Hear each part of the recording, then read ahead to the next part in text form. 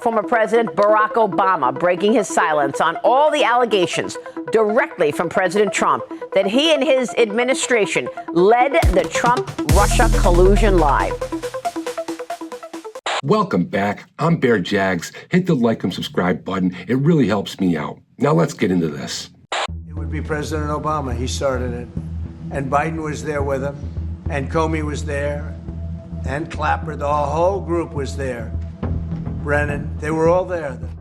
Let me ask you something. Why would some of the most powerful people in the world fabricate a story so massive it nearly tore the country in half? And why would they push this kind of narrative, not in just private briefings, but on the world stage? In every headline, in every news cycle, in conversation for years. Why would they spend millions of dollars, risk their credibility, and manipulate intelligence agencies? Unless they were hiding something. Unless they were protecting something far bigger than we could have ever imagined. In the intelligence community assessment in 2016, the first reports were very cautious. NSA analysts were not convinced that Putin helped Trump. Some were even saying the Kremlin preferred Hillary Clinton due to her instability. So what actually changed? After a series of secretive National Council meetings in December of 2016, the final report came out and it had flipped. It declared with high confidence that Putin helped Trump win the election. And where did they get their sources? From the infamous Steele dossier, funded by the DNC and the Hillary Clinton campaign. So I have to ask you, was this really about Russia, or was this about stopping Trump? This was treason. This was every word you can think of. They tried to steal the election. They tried to obfuscate the election. They did things that nobody's ever even imagined, even in other countries. What if Trump wasn't just an outsider and a wrecking ball aimed at what Washington has built? Think about it. President Trump is very unpredictable. He can't be controlled, and you cannot buy him. He wasn't part of their club. He didn't play by their rules. And worst of all, he threatened to expose them. Why doesn't he have a chance? Because the system is corrupt. No, I'm telling you. And I say this to the RNC, and I say it to the Republican Party. You're going to have a big problem, folks, because there are people that don't like what's going on. You know, they don't like what's going on. We've got a corrupt system. It's not right. We're supposed to be a democracy. Trump questioned intelligence agencies. He mocked the media. And he said things no politician should say out loud. So we have to ask ourselves, what are they protecting? Could it be the surveillance programs that Barack Obama supposedly had on President Trump during his campaign? Is it the foreign money? Or is it the shady deals spanned through all these administrations? Or even worse, were these politicians petrified what Trump might find when he entered the DOJ? When he looked into the CIA? When he uncovered the Epstein files? Did they fear what President Trump may actually uncover?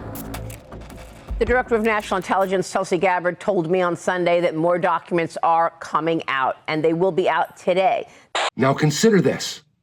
You're Barack Obama, and your legacy is about to be followed by somebody who could erase it. Would you want to control the narrative before that president even takes office? If you're Brennan or Clapper, and Trump is calling you corrupt on national TV, wouldn't you want to destroy his credibility before he destroyed yours?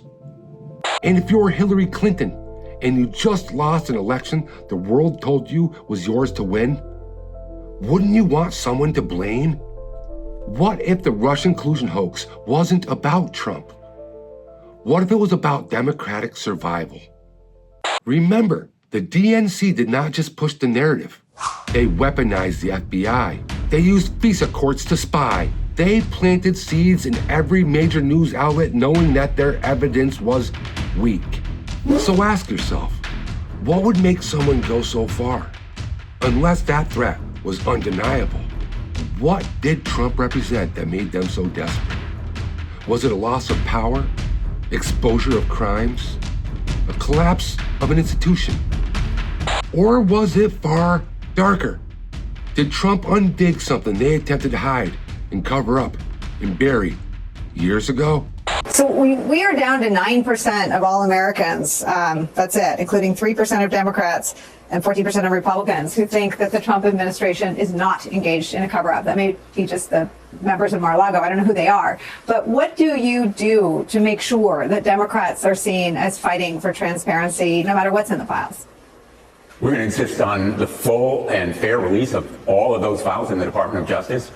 We have besieged and written and urged the Department of Justice to come clean with the American people. And instead what's happening is one of the most corrupt misuses of power in the history of the Department of Justice. The Deputy Attorney General, Todd Blanche, is about to go to a federal prison where Ghislaine Maxwell, a convicted felon involved in the Epstein trafficking of children, is going to be interviewed by him. Because at this point, there is such widespread view that a cover-up is ongoing. And these thousands of agents that spend hours and hours going through the files and finding Trump's name multiple times. What if the Russian narrative was meant to cover up something entirely different? And what if Trump's unpredictable nature was finally going to allow the American people to see the shadow networks between intelligence and media networks? The real story behind foreign wars? The buried names on the Epstein files? The missing billions from foreign aid? The unspoken connections between DC, Silicon Valley, and global banking. It's all the same group, it's the swamp, and they're trying yet again to take another jump at Donald Trump. First it was the Russia hoax, well there was nothing to that. Then it was impeachment number 1. Well, that didn't work out. Impeachment number 2, now January 6th. And none of these things are finding Trump guilty of anything. And so I think this was the last desperate attempt. And it's the reason it's baloney is really for 3 reasons. Number 1, the President of the United States has the authority to declassify any document at any time during his presidency. Could the Russia hoax have been a smokescreen? Could it have been their only defense against a man that was not supposed to win? How much did Obama really know? And how far was he willing to go to hide the truth? So here's what I want to leave you with. If this was about protecting democracy, then why all the lies? Why all the spying? Why the manipulation and bringing in the fake news? Could it be it wasn't about saving this country, but saving themselves? The Russia collusion wasn't just a lie. It was a shield, a diversion, and maybe, just maybe, a confession hidden in plain sight. Our office does not normally dignify the constant nonsense and misinformation flowing out of the White House with a response, but these claims are outrageous enough to merit one. Nothing in the document issued last week undercuts the widely accepted conclusion that Russia worked to influence the 2016 presidential election, but did not successfully manipulate any votes. President Trump says Obama should be the main focus of a DOJ investigation, along with a group of former high-level officials who also played a part. The question now isn't whether it was ever created. The question is, why? And what really happens when the American people finally demand real answers? We caught Hillary Clinton, we caught Barack Hussein Obama. They're the ones, and then you have many, many people under them. Susan Rice, they're all there. The names are all there. And I guess they figured they're going to put this in classified information and nobody will ever see it again, but it doesn't work that way. This is the perfect example of why people like me do not trust most of the Democratic Party, fueling me and giving me motivation to dive down rabbit holes, to turn stones over, to speculate, to find the truth. And I will find the truth. I'm your boy, Bear Jax. Thanks for following along with my journey. Remember to hit that like and subscribe button for more exciting content just like this. And until the next one, peace out.